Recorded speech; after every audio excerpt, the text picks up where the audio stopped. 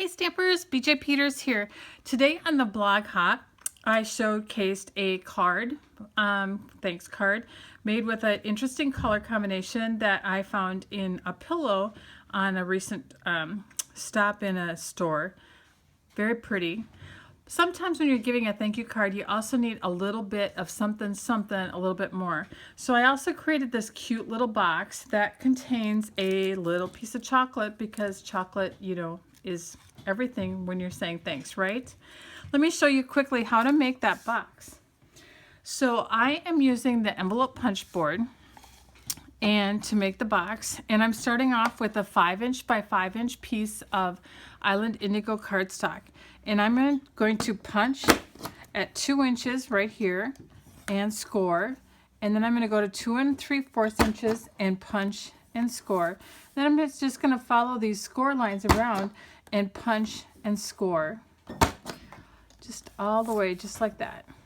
The envelope punch board is so much more than just making envelopes, and if you haven't used this before, there is some videos on my blog as well from previous, and the sizes and shape punches to make envelopes is located right here on the board.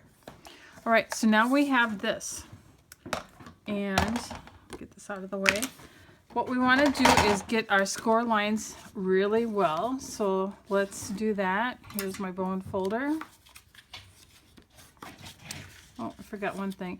That little noise that you're hearing happens to be my little puppy. Must be digging for his ball. Sorry about that, but you know, the life of a pet owner. And he's being a little bit of a mama's boy today. I think he hurt his eye yesterday. We were out walking. I forgot one thing.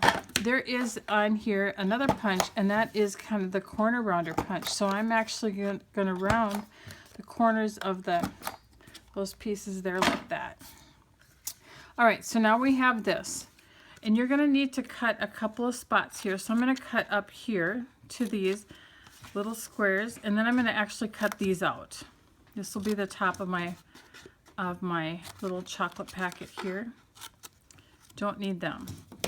All right, now we just have to glue and put it together, and here's what it's going to look like together. Okay, so we're going to get that. What I have found, what I like to use the most is glue dots, because I can put them where I want them. So I'm going to put some glue dots here and here.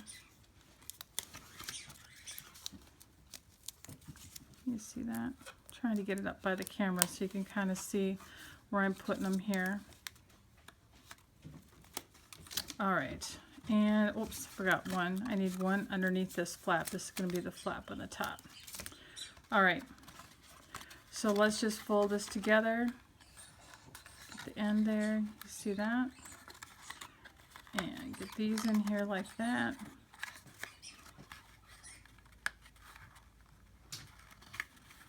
There we go. And there. Perfect. Let's slide our little chocolate in there. And now we're going to create the belly band right here. And so, keeping with the theme, I'm just using a strip of black cardstock. And I'm just going to fold this as I go. You don't want to make it too tight, because otherwise the belly band will be hard to get off. So I don't even measure it. So just folding it around like that, and then cutting it. And then we'll tape that in together. I'm just going to use a little fast fuse here. Whoops.